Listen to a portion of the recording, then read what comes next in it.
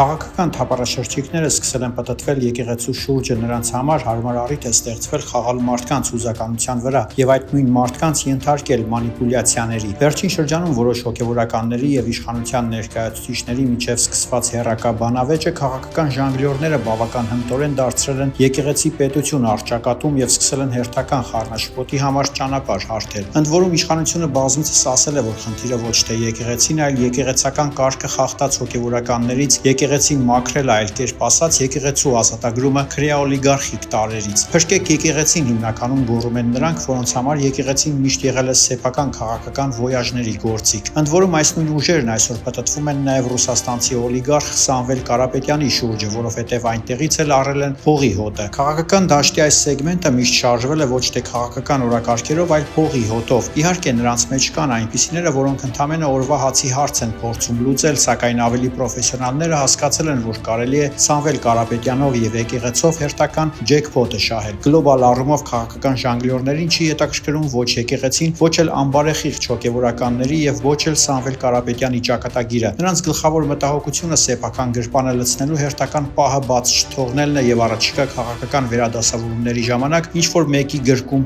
հարմար տեղավորվելը։ Այս սեգմենտը նոր չի ձևավորվել հայաստանյան քաղաքական դաշտում, այս կատեգորիան միշտ եղել է ուղղակի ըստ քաղաքական նպատակահարմարության փոխվում են նրանց տերերը, որպեսզի միշտ կուշտ մնան փորերը։